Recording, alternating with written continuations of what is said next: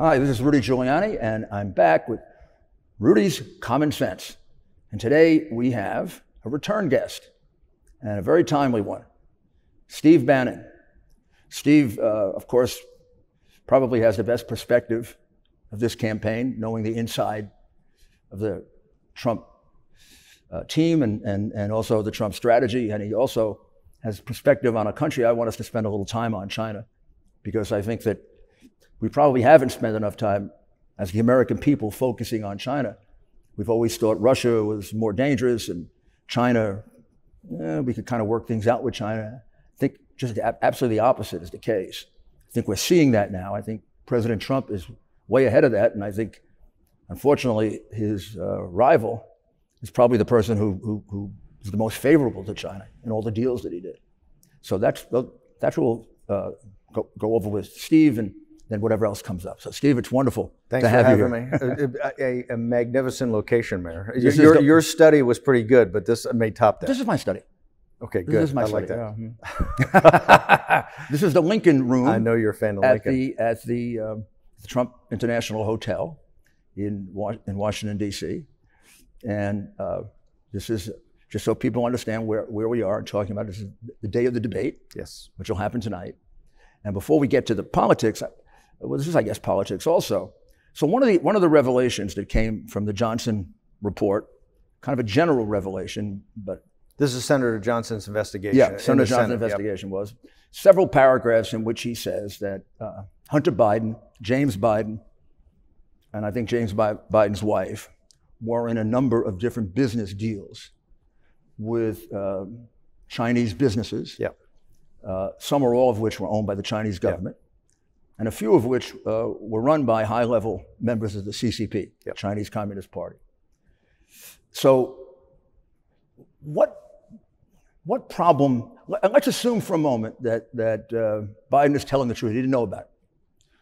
What's the problem with that? Well, it's a massive problem, and the report had so many bombshells in it, including the mayor of, as you've mentioned, and the work you've done in Ukraine. To me, there were so many bombshells in it that the Chinese part was just like an addendum, right? Or maybe an appetizer for another round of investigations. I happen to think it's even more serious than the Ukraine. I've always said Russia, which has an economy the size of New York State, demographic implosion, no technology the world needs, lots of nuclear weapons, run by kleptocracy and bad guys, is not really a formidable enemy to the United States. In partnership with China, it really hurts us. And I think your investigation and the work that people have done over the years in Ukraine show the greed and the criminality of the Biden family. Not just one individual, but the entire apparatus as a family and how they approach the world. Where this is a problem for the people of the United States is in that addendum. Mm-hmm. That kind of addendum, when they talk about what Hunter Biden and Joe Biden's brother, Frank, have done with the Chinese Communist Party. Remember, our enemy here is not China. Our enemy is not the Chinese people. Actually, Chinese people, Lao Beijing is the name they're given, old 100 names. They are essentially the deplorables of China. They have a lot in common with the deplorables in the United States, and they're looking for their freedom. They're controlled by an apparatus run essentially by the same 5 families that ran the Communist Party during the Long March. These 5 families, like the 5 families in New York, the New York Mafia. 5 families that a young guy named Rudy Giuliani took down using RICO, right? Using and listen, what the Biden investigation by Senator Johnson showed, there's a lot of they're in business with mob-like people, whether that's in the Ukraine or in China. The startling thing about the Johnson revelations, because they didn't have a lot of backup documentation, they must have gotten this from testimony and depositions, was the level that Hunter Biden had, and particularly with this company, China Energy Funding Corporation, CEFC. These are very controversial companies run by the Chinese Communist Party. This one company went from $48 million in revenue to $200 billion in revenue, all backed by state financing. It's an influence peddling and money laundering operation, just like Anbon Insurance Company, just like H&A. These are all companies in receivership today. CEFC is another one. These are institutions, whether insurance companies, finance companies or energy companies that are Western facing, run by the CCP, that are used as influence operations to buy politicians, to buy prominent business people, financiers, and to launder money so they can get their money into the West. They want to get their money, these 5 families want to get their money into hard assets in particularly Midtown Manhattan and Western London. So it's nothing you haven't seen before. You took down the 5 families, the mafia families.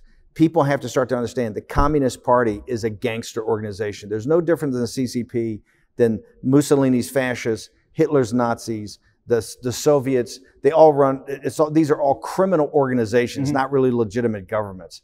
And that's where I think the Trump administration has been very clear for the first time using nomenclature. The CCP, the Chinese Communist Party, is the problem. What's shocking to me is that Hunter Biden and Frank Biden can have these types of relationships, and they really haven't come forward yet. This is the first time in the Johnson. You've seen some Peter Schweizer's book, Secret Empires, which Peter's the guy that went after Clinton Cash. He did Secret Empires, which I was the chairman of the organization at the time, which talked about the CCP's influence in the United States.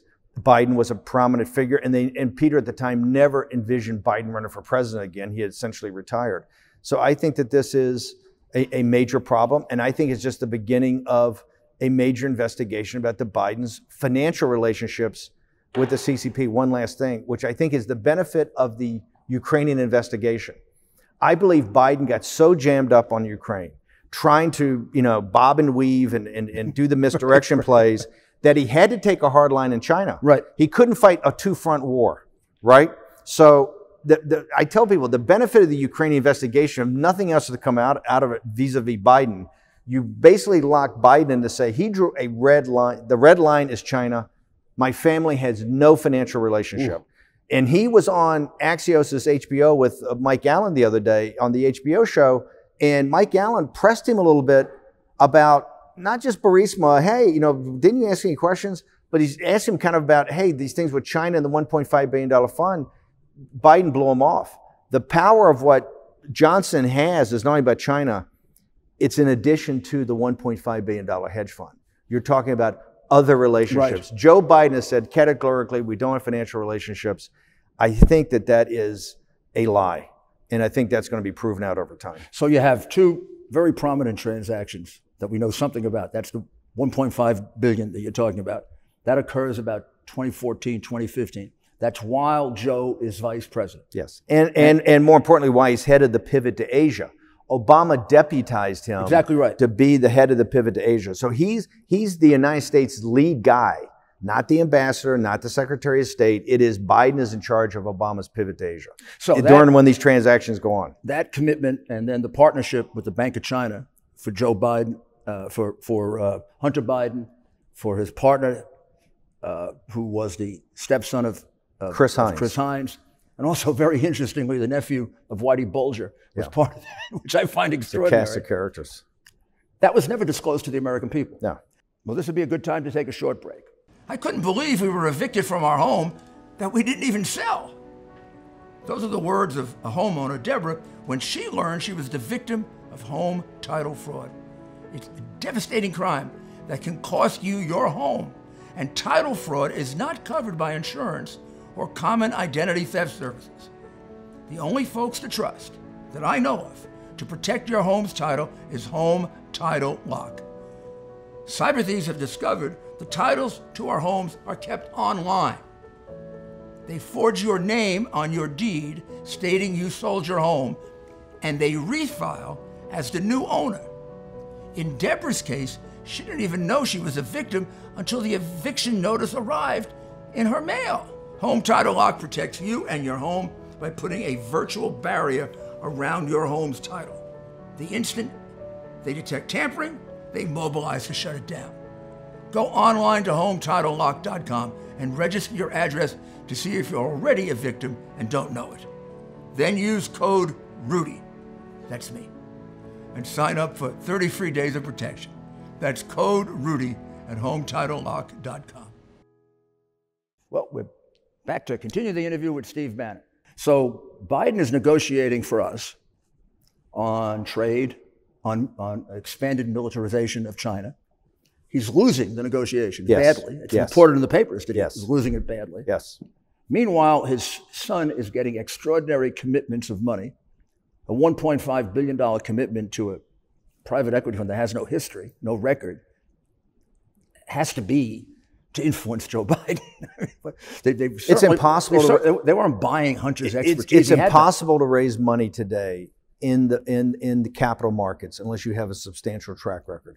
Hunter Biden's record was of his record of being a drug addict. Being a drug addict. Yes. I mean, it was clearly on the record that he was tossed out of the military in 30 days. People remember in the military, you've got to be specific. His father forced. It's very difficult to get these commissions after the age of 40. Joe Biden went out of his way to game the system so that Hunter got to be a naval officer. It shouldn't be lost on anybody that the Navy was so resistant, because remember, as an officer, one of the biggest problems we have is drugs in the Navy, right? Mm-hmm. So people put their sons and daughters in your care. They want to make sure that the officer corps is, absolutely clean and enforcement. Makes sense. Hunter Biden's first visit to the Norfolk Naval Station for his duty, 30 days, they give him a drug test when he walks in. That's what the Navy thought of him.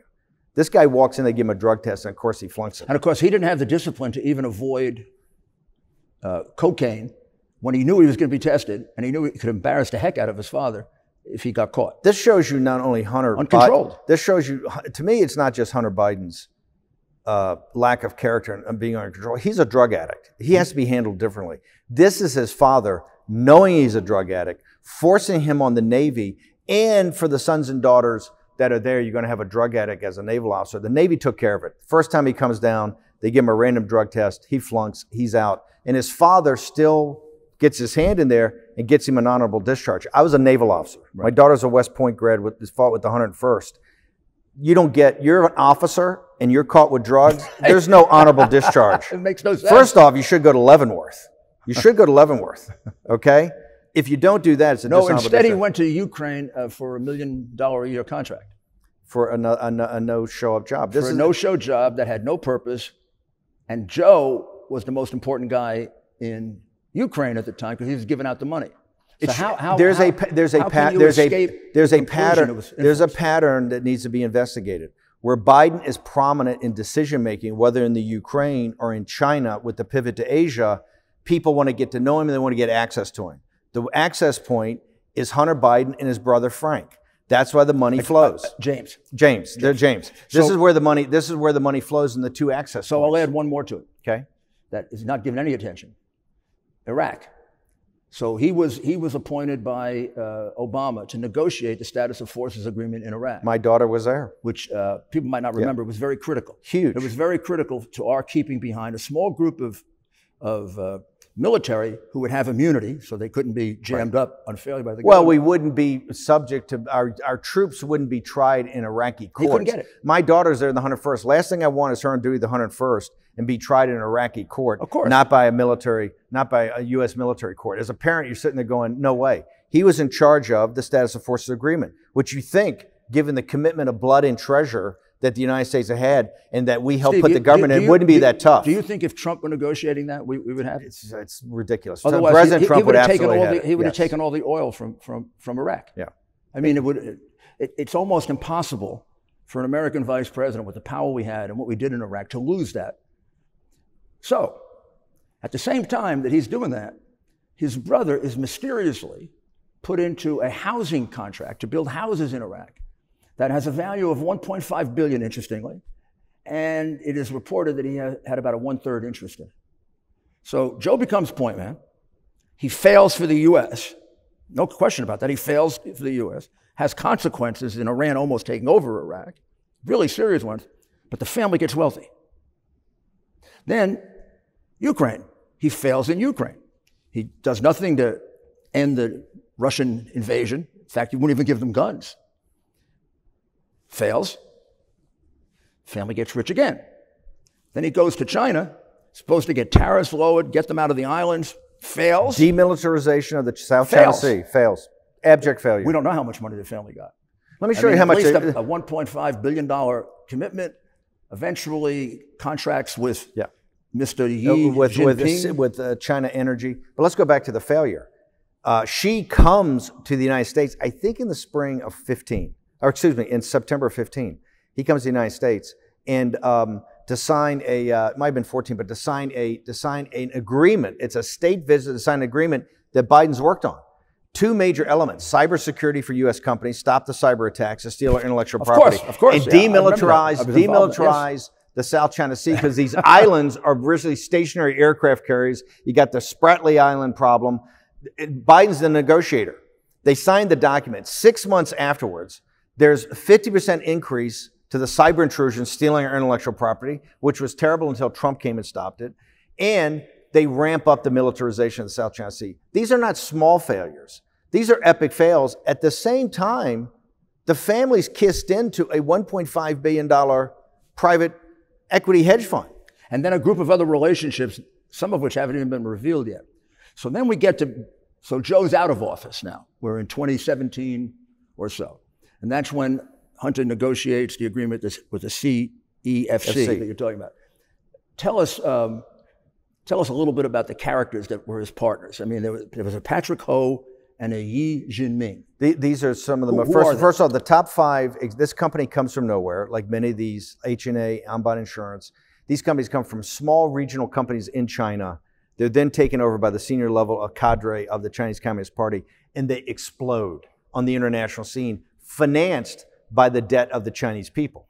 This company comes from a $48 million small regional energy trading company to over $200 billion in revenues. And in New York City, Yi Jinming becomes like the man. He's handing out money to foundations, to the opera, to the cultural thing. He's being hot walked around. He's like the young superstar. His deputy, Patrick Ho, is another player.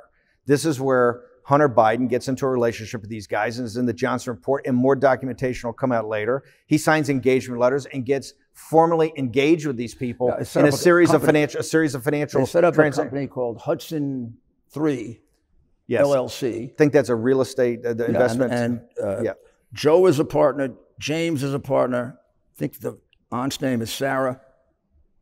Patrick Ho. Yes. But the ultimate guy funding it is and there's another CCP, guy. Another CCP, Dong. Another CCP guys whose name will come out over time. So now, but my point is, they're in partnership with the highest levels of the Chinese Communist Party, who's funding the money in to do the transactions, not the Bidens. The Bidens are the finders. These guys are funneling the money in, and this gets to be the concern. Now, CFC is another company like H&A that's in quasi receivership. The bank loans are going to be called. The Chinese people, the Lao Beijing, the citizens get stiffed again as these guys go out and basically buy off the elites of the West, the Bidens. And you should see the activity ramps up as Joe Biden starts running for president.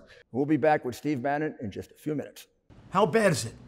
Your back, knee, or neck pain? My knee pain was awful. I probably tried the same things you're trying to manage your pain. Topical ointments, pain relievers, fish oil, but nothing worked. Then I tried Omega XL. And here's why. The underlying cause of painful, achy joints and muscles is inflammation. The key is to knock down inflammation before it causes permanent damage. Backed by 35 years of research, that's exactly what Omega XL does. Nothing comes close to doing what Omega XL does. There's nothing like it. If you're suffering with painful, achy joints and muscles, stop wasting money and switch to Omega XL. Order Omega XL now and get a second bottle free. Visit OmegaXL.com/Rudy. That's OmegaXL.com/Rudy, or call 1-800-844-4888. 800-844-4888. Let's continue the interview with Steve Bannon. So back in 2015, we can understand why they would give him $1.5 billion. They wanted influence with Joe. Joe had influence. Joe had decision-making power, and he exercised it all in favor of China. Yes. Now Joe's out of office. Why are they making Hunter and James and Sarah rich? Well, because the reason they know that Joe Biden is the guy, senator from Wilmington, Delaware. He represents, even out of office, he's always represented that kind of part of the Democratic Party that's the Wall Street and corporatists. This is where the biggest influence peddling of the Chinese have come in. Their influence on politicians in Washington have come from Wall Street and the corporations. So Joe Biden's a perfect what they call asset, okay? And it's never really been devolved. Let's go to currently in the pandemic year. When President Trump steps forward after Peter Navarro's memo in January does two extraordinary things: stops travel from China, Absolutely, very but early. also nobody talks about quarantines American citizens for the first time in 50 years. He makes two hard decisions. When Fauci and remember, Fauci, Azar, these guys at the time say, we shouldn't do this. WHO doesn't like closing borders. We shouldn't do it. Biden takes the party line of Beijing immediately. He goes and says, this is xenophobic, this is nativist, this is racist. This is exactly what Beijing was saying at the time. Remember, whether you believe that Beijing, this is part of a biological weapons program, or if you just believe it's a gain of function experiment that went awry and leaked out, the facts are, we know, incontrovertible, that the CCP knew about the virus in late December or early January. It's called COVID-19 for a reason. Right. It started in 19. Right. Even the World Health Organization admits that. The CCP knew about this no later than the end of 19 or the first couple of days of 20. Not only hid it when they came over here to sign the trade deal with President Trump in the East Room, also hid it from everybody until it exploded in central China. Then they had to cancel Lunar New Year. But at the same time, they completely shut down domestic traffic. No air traffic, no inner city automotive traffic. But they allowed international traffic, particularly to the apparel industry in Fashion Week in northern Italy, in Milan, where the explosion in Europe came from. So the CCP, they swept up the PPE industry at the time, understanding that the tip of the spear, the doctors and nurses, needed that protective gear. They went on a binge starting in mid-January when they hadn't warned the world to sweep up the PPE, so they had it as a strategic asset. This is what Joe Biden was supporting. And to me, it shows a pattern. What your investigation in Ukraine, discussion about Iraq, now in China, shows a pattern of the Biden family. Absolutely. Wherever Joe Biden has influence, wherever Joe Biden is a player, right? All of a sudden, people are looking for access points to Joe Biden. Why? They understand Joe Biden's open for business. And those access points are members of his family. To me, I think the campaign, I think President Trump's actually been very gentlemanly about going after this. This is one of the reasons I was never going to join the campaign. These types of like fighting, stealing the vote after November 3rd, but also these kind of bare knuckle investigations that you just have to do to go after these guys. The American people have to understand, particularly that the Chinese Communist Party is totally focused on destroying America and becoming a global hegemon. They are an existential threat to our company. They're a country, they're our enemy, not China and not the Chinese people. Right. This gangster operation that controls it, that Joe Biden's in business with. That to me, people, whether you're to me, the Democrats ought to be investigating it. They ought to see, particularly the populist Bernie Sanders, anti-elite Democrats. I want to know where they are on looking on the graft and corruption of the Biden family. So so that explains in some ways the ridiculous statement he made almost a year ago that China is no threat, China is no competition. They're really good folks. Come on, man. He's the only person in the world would say they're no threat and they're no competition. No competition. And we're then strategic partners. And then he objects to the closing of the border, which had he been president, another 2 million people would have died by delaying. Let's go to Biden's comments. First off, the elites in our country have been not asleep at the switch. They've been actively engaged. Have they all been bought by China? They've been in business with China for 20 or 25 years. This is about the managed decline of our country. This concept called the Thucydides trap. This is why Donald Trump's president. In the summer of 16, people realized, hey, something's fundamentally wrong. One of the reasons wrong, all our factories have been stripped out and gone to China. How did that happen? Who prospered from it? And why are the working class people the ones always get the worst deal? Trump was basically, hey, I'm your voice. I'm going to stand up for this. Now we know, and it comes clearer every day, that China is the central part of the problem because the slave labor in China drives the entire apparatus. The problem with Biden is that there are many people in the United States that have been in business with them, financial companies, corporations, and that's all got to be unwound. Mm-hmm. And when they make a case, they're making a case for their corporate betterment, their profits. As bad as that is, that's acceptable. Joe Biden's different. Joe Biden, he brags about the 25 hours of one-on-one meetings he had with Xi. And in fact, in the tape, that's exculpatory in your investigation in the Ukraine, where he talks about the Council on Foreign Relations tape. You're 27 minutes into the tape when he gets to your part. The first part of the thing, he's bragging about China, his relationships. The State Department has never released the readouts on those conversations with Xi. We have to understand what his relationship is, particularly given the burgeoning relationship we're finding out every day on China. Joe Biden is compromised in his relations with the Chinese Communist Party. His family is financially compromised. And it's time now that we have to have a full and thorough investigation. It's critical that the president, in the next 2 to 3 years, straighten this relationship out. Yes. And at least get us out of the problem we're in, where they control 95% of the medicines, they control 90% of the medical equipment. It's almost like the energy dependency we used to have in the Persian Gulf with Biden and Obama, that he had to change. Yes. So now we have to change. Well, he's doing that. It's a confrontation. I can see Trump doing that very aggressively, but I can't see Biden doing it. It will not happen. I mean, this is why to me, the single most important issue is the direction of the country, national security and our economic nationalism. Joe Biden went to Scranton a couple of weeks ago. Says he's Joe from Scranton. He gave a populist economic national speech, completely phony. It's his policies. Remember, Obama was a fire-breathing populist. They put him on as the kind of babysitter, right. Wall Street centrist babysitter, and for national security, because Obama didn't know anything. That's why he got deputized to go to China. The bailouts, all the bailouts that got done in the Obama administration, the expansion of the Federal Reserve's balance sheet from under $1 trillion to $4.5 or $5 trillion was Joe Biden was the guy in the room doing that. Remember, we had the greatest concentration of wealth in the history of the country in the 8 years of the Obama administration, the top 1%, because of the way they structured the bailout of the financial crisis.